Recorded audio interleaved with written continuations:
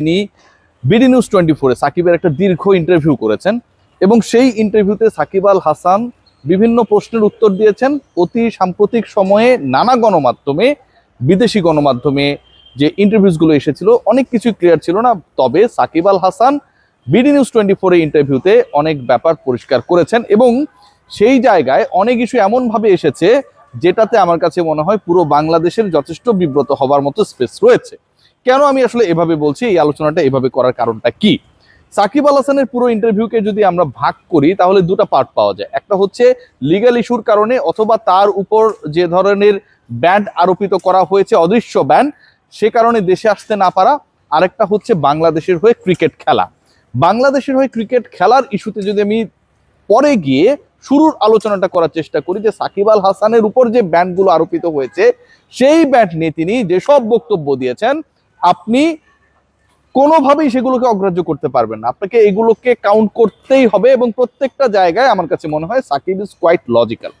কোথায় সেই পয়েন্টগুলো দেখুন। সাকিব আল হাসান বলেছেন যে বাংলাদেশে তিনি কবে আসবেন। তিনি বলেছেন যে কথাটা, আমি যদি স্পেসিফিক যেভাবে সাকিব বলেছে সেভাবেই পড়ে শোনাই, আমি দেশে ফিরবো, কোর্টে যাব, মামলা লড়বো। ভেরি সিগনিফিক্যান্ট ওয়ার্ডস। কোনো সমস্যা নেই, দেশে ফেরা, মামলা লড়ার জন্য কোর্টে যেতে সাকিব আল হাসানের কোনো সমস্যা নেই, কিন্তু আমার নিরাপত্তা তো দিতে হবে। তিনি নিরাপত্তার কথা বলছেন, সিকিউরিটির কথা বলছেন। কেন? কারণ সিকিউরিটি নিয়ে ইস্যু হয়েছিল। এই মিরপুরের মাঠের বাইরে তো সাকিবকে নিয়ে বিভিন্ন ধরনের পোস্টার, বিভিন্ন ধরনের দেয়াল লিখন হয়েছিল। সো সাকিব আল হাসান নিশ্চয়ই বাংলাদেশে এসে তার নিরাপত্তা চাইতেই পারেন। এরপর তিনি বলছেন এতটুকু আশা করতেই পারি, দিতে হবে বা পুলিশের 4টা গাড়ি আমার সামনে থাকতে হবে, ব্যাপারটা এরকমটা না। সিকিউরিটি ডাজন্ট মিন যে আমার একটা বিশাল কনভয় রেডি করে দিতে হবে, 4টা-5টা গাড়ি সামনে পিছনে থাকবে, সোয়াড র্যাব দিয়ে আমাকে সিকিউরিটি দিতে হবে, নট লাইক দ্যাট। তিনি বলছেন ওরকম কিছু চাচ্ছি না, তবে একটা স্বাভাবিক নিরাপত্তা তো আছে, আইনি প্রক্রিয়া শেষ না হওয়া পর্যন্ত হয়রানি করবে না, ব্যাস এটুকুই আশা। তাকে কোনো হয়রানি করা যাবে না এবং সেই এক্সপেকটেশনটার মধ্যে আমি কোনো ভুল দেখি না। সাধারণ নাগরিকই হিসেবে এটুকু আশা করতে পারি, হয়রানি না করার নিশ্চয়তা যদি কালকে দেওয়া হয়, পরশু আমি বাংলাদেশে আসবো। সাকিব আল হাসান বলছে যে সাকিব আল হাসানকে যদি এই অ্যাসুরেন্স দেওয়া হয় যে তাকে হয়রানি করা হবে না, লিগ্যাল প্রসেসগুলো তার নিয়মে চলবে এবং একজন সাধারণ নাগরিক হিসেবে যেই নিরাপত্তা তিনি পান সেই নিরাপত্তাই তাকে দেওয়া হবে, এক্সট্রা কোনো কিছু না, তাহলে তিনি দেশে আসবেন, মামলা লড়বেন, কোর্টে যাবেন। এখন আমার পয়েন্টটা এখানটাই, যে এই যে কথাগুলো সাকিব বলেছেন, সাকিবের বিরুদ্ধে মনে করো এক পাহাড় সমান অভিযোগ, সেই অভিযোগগুলো যদি সরকার প্রমাণ করতে চায়, বিচার করতে চায় এবং যাকে অভিযুক্ত করা হচ্ছে তিনি ওই প্রেক্ষাপটে বাংলাদেশে আসতেও রাজি, তাহলে তো সরকারের এটাকে অ্যাকসেপ্ট করা দরকার যে ঠিক আছে সাকিব তুমি আসো, তোমার বিরুদ্ধে এই অভিযোগগুলো রয়েছে, আমরা এই অভিযোগগুলো তদন্ত করতে চাই। আমরা বলা হচ্ছে না দেশে যে সাবেক প্রধানমন্ত্রীকে বাংলাদেশে এসে এনে তার হচ্ছে বিচার করা হোক, বলা হচ্ছে তো লজিক্যাল কারণে করা হচ্ছে, কারণ তার বিরুদ্ধে অভিযোগ রয়েছে। এখন এই যে অভিযোগগুলোর কথা বলা হচ্ছে, অভিযোগগুলোর কথা তো সাকিবের ক্ষেত্রে বলা হচ্ছে, সাকিব তো নিজেই আসতে যাচ্ছেন, তাহলে কেন তাকে ওই মিনিমাম নিরাপত্তা দেওয়ার ক্ষেত্রে কোনো ধরনের আমরা প্রপার অ্যাসুরেন্স পাচ্ছি না? এটা কিন্তু একটা গুরুত্বপূর্ণ পয়েন্ট। খেয়াল করে দেখবেন যে সাকিব আল হাসান 4টা-5টা কনভয় গাড়ি তাকে সিকিউরিটি দিয়ে নিয়ে যাচ্ছে, সেটা তিনি চাচ্ছেন না, সাধারণ নিরাপত্তা চাচ্ছেন। এবং সেটা যদি আজকে নিশ্চিত করা হয় কালকে আসবেন, কাল হলে পরশু তিনি বাংলাদেশে আসবেন। যেই হত্যা মামলা নিয়ে সবচেয়ে বেশি আলোচনা, সেই মামলা নিয়ে তিনি বিস্ফোরক মন্তব্য করেছেন যে ওই এলাকাটায় যেখানটায় আসলে আদাবর নিয়ে বলা হচ্ছে, যাকে সাকিব আল হাসানকে ওই মামলার আসামি করা হয়েছে, সেই এলাকায় তিনি তার লাইফেই কখনো গেছেন কিনা সেটা নিয়ে সাকিব আল হাসান নিজেই কনফিউজড। এবং ওই সময় যে হত্যা মামলাটা হয়েছে এটা টোটালি পলিটিক্যালি বায়াসড কেস, এটা সবাই মনে করে, সবাই জানে। সাকিবের বিরুদ্ধে অনেক ইস্যু থাকতে পারে, কিন্তু তিনি মানুষকে হত্যা করার হুমকি দিবেন এটা পৃথিবীর কেউ বিশ্বাস করবেন না। যদি বিশ্বাস করতো তাহলে একজন হত্যাকারীকে বাংলাদেশে এনে খেলানোর জন্য বাংলাদেশ ক্রিকেট বোর্ডের সাবেক বোর্ড আসিফ আকবর, আমিনুল ইসলাম বুলবুলরা কেন বারবার বলছিলেন সাকিবকে আমরা চাই, সাকিব এসে খেলুক, সাকিবের ব্যাপারে আমরা পজিটিভলি গভর্নমেন্টের সাথে আগাচ্ছি? কারণ তারাও এটা জানে যে সাকিব আল হাসান হত্যা মামলার সাথে সম্পৃক্ত কোনোভাবেই না। এখন পয়েন্টে আসুন যে সাকিবের বিরুদ্ধে কি কোনো আসলে অভিযোগ নেই? অভিযোগ রয়েছে। সেই অভিযোগগুলো নিয়ে সাকিব আল হাসান যেই অভিযোগ করেছেন সেটা কোয়াইট লজিক্যাল। কি অভিযোগ রয়েছেন? শেয়ার বাজার নিয়ে অভিযোগ রয়েছে, রাইট? এখন দুর্নীতি দমন কমিশনে অভিযোগ রয়েছে। দুর্নীতি দমন কমিশনে সাকিব আল হাসান বলছেন বাংলাদেশের হাজার হাজার মানুষের বিরুদ্ধে অভিযোগ রয়েছে।